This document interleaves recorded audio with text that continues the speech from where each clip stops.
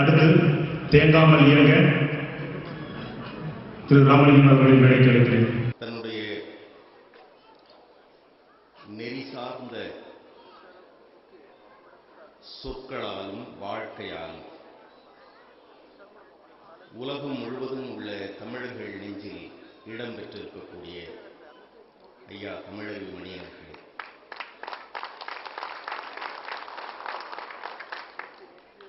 ஆற்றல் வாய்ந்த பேச்சாளர் அன்பு சகோதரர் நாஞ்சில் சம்பத் அவர்களே,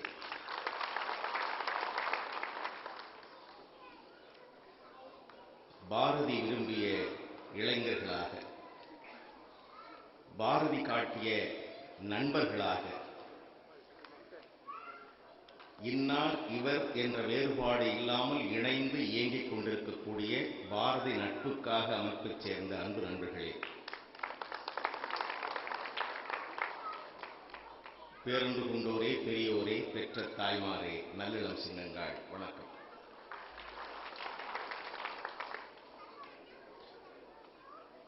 எனக்கு முன்னால் தமிழருவி அவர்கள் இங்கே பேசினார்கள். பின்னால் நாஞ்சில் சம்பத் அவர்கள் பேசப் போகிறார்கள். கத்தரிக்கோலின் 2 கத்திகளுக்கு நடுவில் சிக்கிய காகிதமாக நான் நிற்கிறேன். ஒரு பேச்சாளனுக்கு கொடுக்கப்படக்கூடிய அதிகபட்ச தண்டனை என்ன என்றால், எனக்கு தெரிய தமிழறிவு மணியன் அவர்கள் பேசிய பின்னால் பேச சொல்லுவது.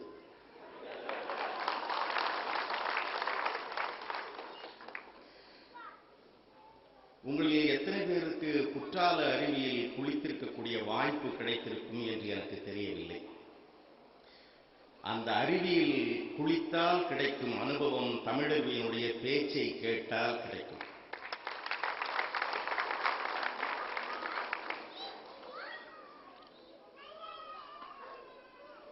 முதல் முறை நான் அபுதாபிக்கு வந்தப்ப சொன்ன ஒரு உதாரணம் என் நினைவுக்கு வருகிறது. அதையே தான் சொல்ல போகிறேன். ஒரு ஊர்ல கோயில்ல ராமாயண கதை ஒருத்தர் சொன்னார். 10 நாட்கள் தொடர்ந்து போய் ஒருத்தர் அதை கேட்டார். வீட்டுக்கு வந்தவுடனே மனைவி அவர்கிட்ட கேட்பார்கள், என்ன பேசினார்? நல்லா பேசினார்னு அவர் பதில் சொன்னார். நல்லா பேசினார், சரி, என்ன பேசினார்னு கேட்டார். என்ன பேசினார்னு தெரியாது, ஆனா நல்லா பேசினார்னு தெரியுது.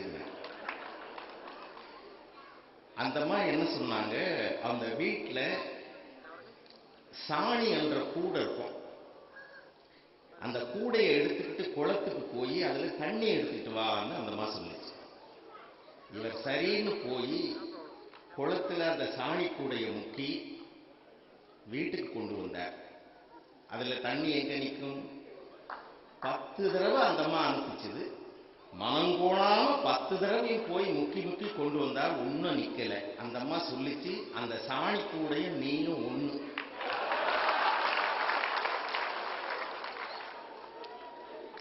பத்து நாள் கேட்டும் உனக்கு ஒண்ணு நிக்கல, 10 தடவை முக்கியம் அதுக்கும் ஒண்ணு நிக்கல. ஆனா இவன் பதில் சொன்னா, நீ சொல்றது உண்மை, ஆனா ஒரு செய்தியை மறந்துட்ட. 10 தடவை முக்கி எடுத்தது தண்ணி நிக்கல, ஆனா சாணி கூட எவ்வளவு சுத்தமாயிடுச்சு பாத்தியா?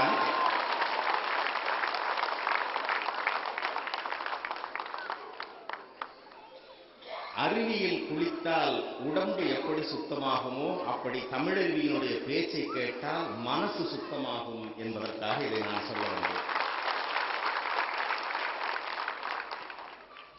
ஏன் இதை சொல்லி தொடங்குறேன்னா, எனக்கு 2 வேலையாயிடுச்சு. முதல்ல அவர் பேச்சு மயக்கத்திலிருந்து நான் வெளியே வந்து, அப்புறம் உங்களை வெளியே கூட்டிட்டு வந்து பேச வேண்டிய வேலை எனக்கு ஆயிடுச்சு.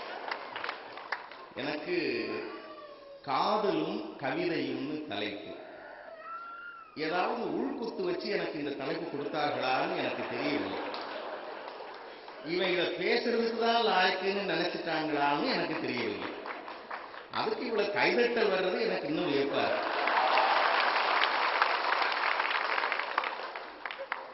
நண்பர்களே, தமிழனுடைய இரண்டு கண்களாக காதலும் வீரமும் இருந்தன. நீங்க அன்றைய அன்றும் அப்படின்றது உள்ள சிந்திக்கிறதா இருந்தால் காதல் வீரம் இரண்டும் தான். நம்ம வகுப்புல அகநானூறு புறநானூறு அப்படின்னு படிச்சிருக்கோம். இதெல்லாம் சாய்ஸ்ல விடுறதுக்குன்னே வர்றவைகள்னு நம்ம நினைப்போம்.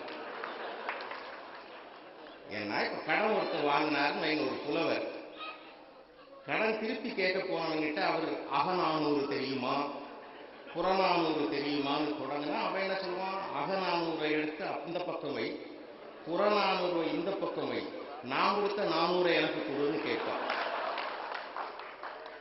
தமிழன் வாழ்க்கை காதல் இதை அகம் என்றும் அகத்துக்கு புறத்தானதை வெளியே நிகழ்வதை வீரமாக நிகழ்வதை புறம் என்று பிரித்தார். பிராமண சகோதரர்கள் எல்லாம் தங்களுடைய வீட்டுக்கு வரியா என்றால் ஆத்துக்கு வரியான்னு கேட்பாங்க. அப்படின்னா நம்ம முதல்ல எல்லாம் என்ன நினைச்சுக்கோம், வீட்டுக்கு கூப்பிடாம எதுக்கு ஆத்துக்கு கூப்பிடுறாங்கன்னு நினைப்போம்.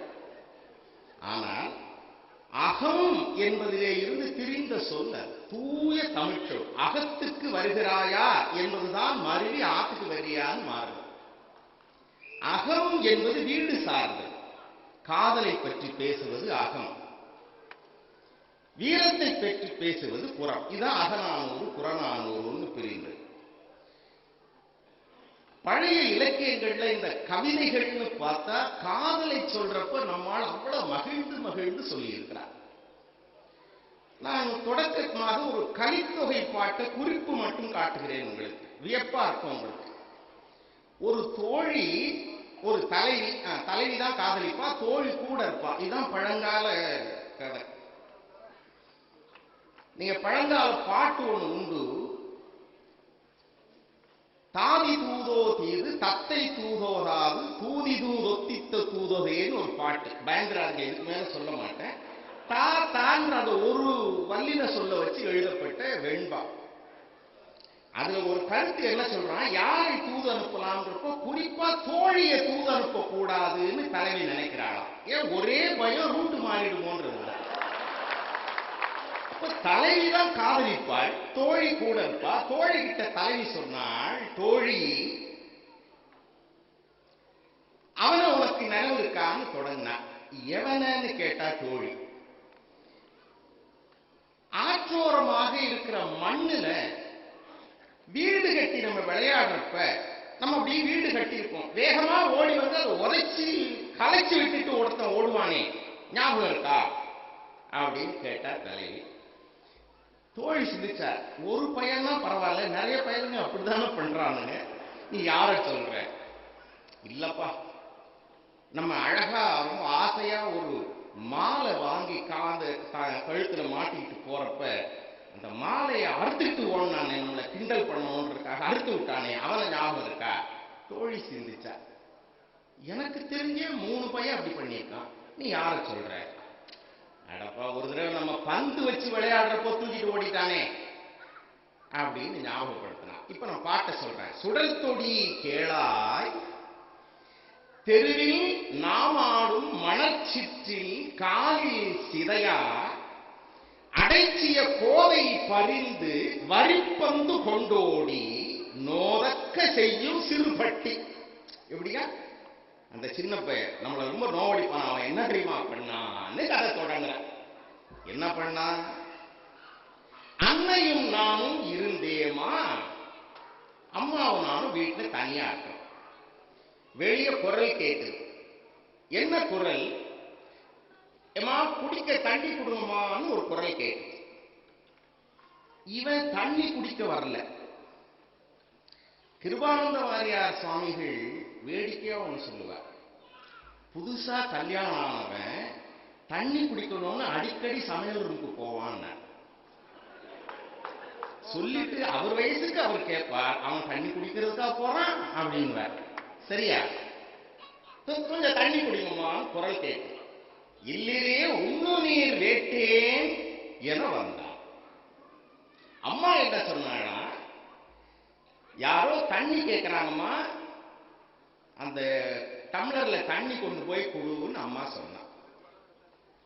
அன்னையும் அடர்ப்பும் சிரகத்தால் ஆக்கி சுடரிடாய் உண்ணு நீர் ஊட்டிவா என்றாள். நானும் தன்னை அறியாமல் சென்றேன். நான் என்ன பண்ண, ஒரு டம்ளர்ல தண்ணி எடுத்துட்டு இவெல்லாம் வந்துட்டான்னு தெரியாம தண்ணி கொடுக்கறதுக்கு போனேன். தலையை குடிஞ்சுக்கிட்டு போனேன். இவன் என்ன தெரியுமா பண்ணா, கையை நீட்டி தண்ணி கேட்டு வந்தவன் டம்ளரை வாங்குறதுக்கு பதிலா எட்டி என் கையை பிடிச்சிட்டான். அன்னையும் அடர்ப்போம் சிரகத்தால் ஆக்கி சுடரிடாய் உண்ணு நீர் ஊட்டிவா என்றாள் என யானும் தன்னை அறியாமல் சென்றேன். மற்ற என் வளை முன்கை பற்றி நலிய தெருவந்திட்டு அண்ணா இவனொருவன் செய்ததுகான் என்றேனா. பயந்துட்டேன். இவனு தெரியாது, எவனோ கையை பிடிச்சோன்னு அம்மா இத பாருன்னு கத்திட்டேன். அன்னையும் அலறி படர்தர அம்மா பயந்துட்டான். என்ன ஆச்சுன்னு ஓடி வர்ற நேரத்துல நிமிந்து பார்த்தா இவன் நிக்கிறான். இப்ப இவன் என் கையை பிடிச்சான்னு சொல்லலாமா? அதனால என்ன சொன்னாலாம், அன்னையும் அலறி படர்தர ஒன்னும் இல்லம்மா, தண்ணி ரொம்ப அவசரமா குடிச்சிட்டு இவருக்கு விக்கிடுச்சுமா, நான் பயந்துட்டேன். அன்னையும் அலறி படர்தர தன்னையும் உண்மையில் விக்கினான் என்றாள் என அம்மா என்ன பண்ணாலாம், தண்ணி மெதுவா கொடுக்கணும்பான்னு அவன் முதுக தடவி கொடுத்தாளாம். அன்னையும் தன்னை புறம்பழித்தினீவ மற்ற என்னை கடைக்கண்ணால் கொல்வான் போல் நோக்கி நகை கூட்டம் செய்தான் அக்கழுவன் மகன் அப்படின்னு பாட்டம் வச்சான். அந்த திருட்டு பய நைசம் ஓரக்கண்ல என்ன பார்த்து சிரிக்கிறாண்டி. இது 2000 வருஷத்துக்கு முன்னால சொன்ன காலம். நம்ம காதல் விஷயங்கள்ல எவ்வளவு விவரமா இருந்திருக்கான்னு பாருங்க. 2000 ஆண்டுகளுக்கு முன்னாலே குறுந்தொகையில ஒரு பாட்டு உண்டுங்க, காதல் உணர்வை சொல்ற. எப்படி காதல் வருது? தரையில பாத்தீங்கன்னா செம்மண்ணா இருக்கு, செம்மண் தான் கிடக்குது தரையில. கருமேகம் வானத்துல போகும். ஒரு குறிப்பிட்ட காலம் வர்ற சமயத்துல அது மழை துளியா விழுது கீழே. எந்த இடத்துல விழப்போது அது மேகத்துக்கே தெரியாது. எந்த துளி தன்மேல விழப்போது செம்மனுக்கு தெரியாது. ஆனா மழை பொழிந்த கொஞ்ச நேரத்துல செம்மண் நீர் கலந்து ஒரு செம்மண் நிறமான நீராக மாறி ஓடுகிறது. பாட்டு சொல்றேன். யாயும் யாயும் யாராகியோ எந்தையும் நுந்தையும் எம்முறை கேளீர், யாரும் நீயும் எவ்வளி அறிதும். உங்க அப்பா யார் எங்க அப்பா யார் தெரியாது, நீ யார் நான் யார் தெரியாது, ஒண்ணுமே அறிமுகம் இல்லை. ஆனால் செம்புலப் பெயல் நீரது போல அன்புடை நெஞ்சம் தாம் கலந்தனவே பாட்டு. இந்த பாட்டை எழுதினவரே யாருன்னு தெரியாதுங்க. அதுக்காக அந்த பாட்டை எழுதினவர் யார் தெரியுமா? செம்புலப் பெயல் நீரார்னு பேர் வச்சிட்டார். அப்போ உயர்வான காதலை தமிழ் பேசிச்சு.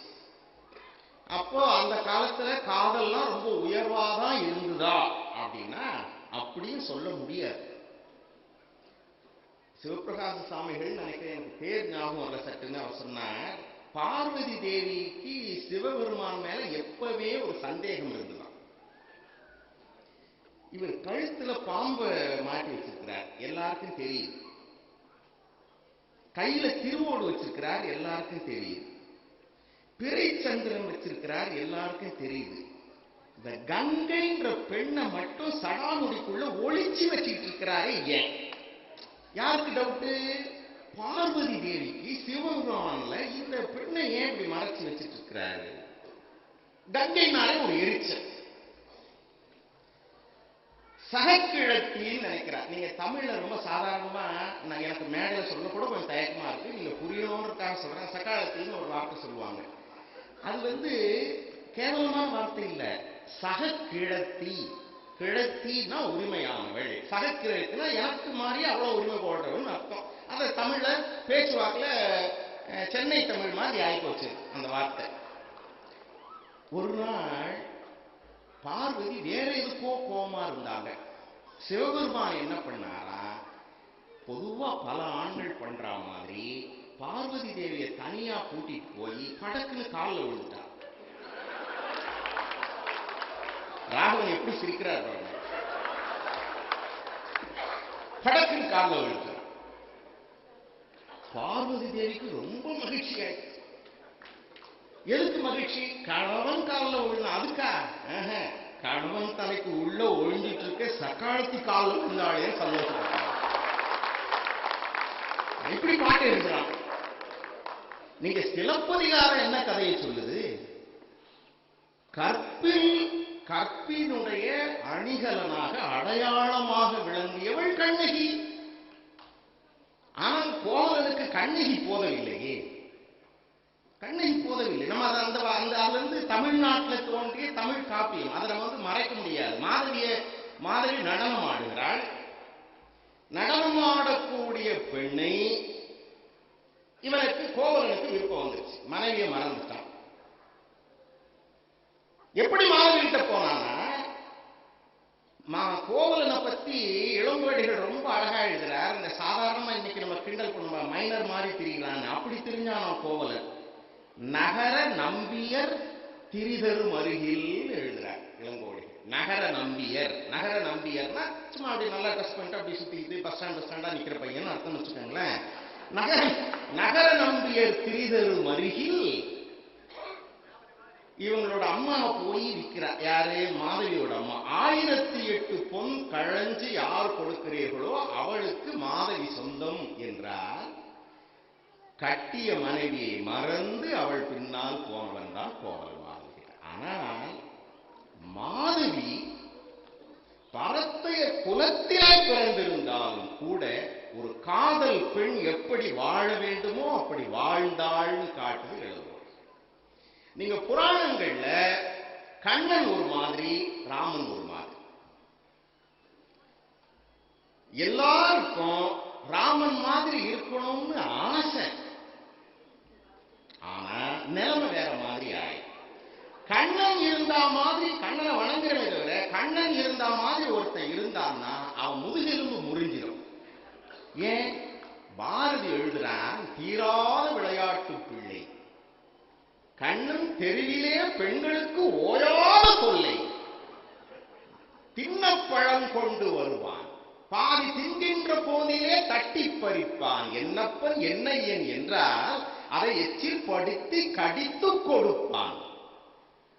பெண்கள்னா அப்படி ஒரு விளையாட்டு. கண்ணன் புல்லாங்குழல் கொண்டு வருவான், அவனு பொங்கி ததும்பும் கீதம் படிப்பான், கள்ளால் மயங்குவது போலே அதை கண்மூடி வாய்திறந்து கேட்டிருப்போம். அங்காந்திருக்கும் வாய்தனிலே கண்ணன் 6-7 கட்டெரும்பை போட்டு விடுவான், எங்காகிலும் கண்டதுண்டோ. கண்ணன் அப்படி. ராமன் முழுக்க வேற மாதிரி. ராமன் ஒரே சின்ன உதாரணம் சொன்னா போயிடும், புரிஞ்சிடும் உங்களுக்கு. அசோகவனத்துல சீதை இருக்கிறார் இல்லைன்னா, அப்ப அடையாளம் சொல்ல வேண்டும். ராமன் கிட்ட சீதை அடையாளம், அனுமன் கிட்ட சீதை சொன்னார். என்ன அடையாளம்? கல்யாணம் ஆகி முதல் நாள் முதல் வார்த்தை என்கிட்ட ஒண்ணு சொன்னார். என்ன?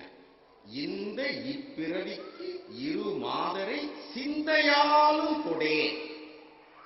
இந்த பிறவியில் இன்னொரு பெண்ணை மனத்தாலும் கொடேன்னு கம்பன் வார்த்தையை போட்டான். ஏன்னா உடலால் தொடாமல் வாழ்ந்துடலாம், மனத்தால் தொடாமல் வாழ்றது ரொம்ப சிரமம். இந்த இப்பிறவிக்கு 2 மாதரை சிந்தையாலும் கொடேன். அது ராமன். கண்ணதாசன் சினிமா பாட்டுல சாதாரணமா எழுதினாருங்க.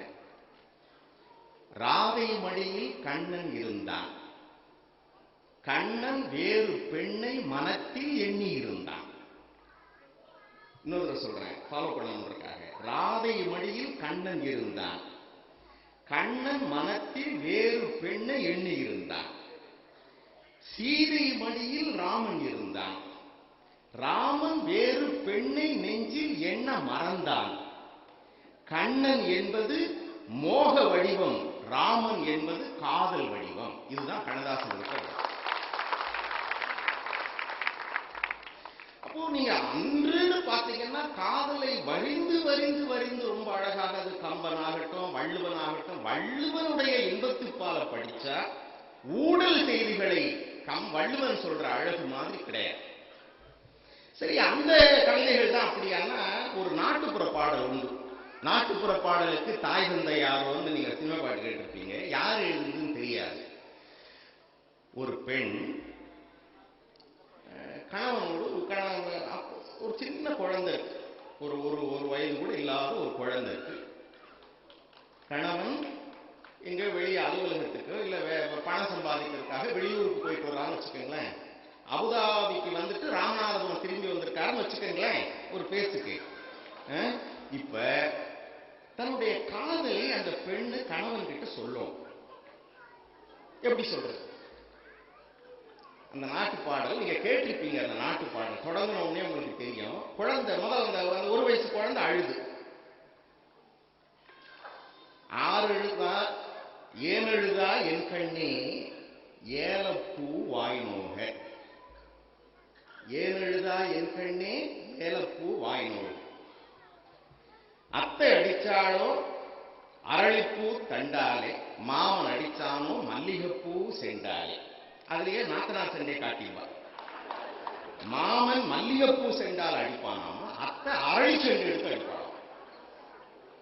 அடிச்ச அடி காளாமல் தம்பி அழுத கண்ணீர் ஆராய் பெருகி ஆனை குளிச்சேரி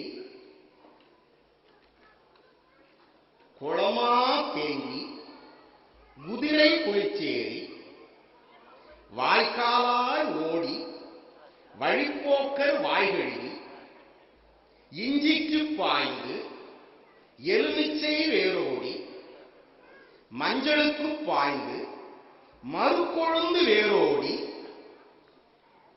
தாழைக்கு பாய்கையிலே தழும்பியதான் கண்ணீரும் வாழைக்கு பாய்கையிலே வற்றியதான் கண்ணீரும். அது ஒரு சொட்டு கண்ணீர் விட்டுருக்காது குழந்தை. இவ்வளோ பெருசா டெவலப் பண்ணுவா. பண்ணிட்டு சொல்லுவா, அடிச்சாரை சொல்லி எழு ஆக்கிணைகள் செய்தி வைப்போம், வெண்ணையால விலங்கு பண்ணி வெயில்ல தூக்கி போட்டுடும், மண்ணால விலங்கு பண்ணி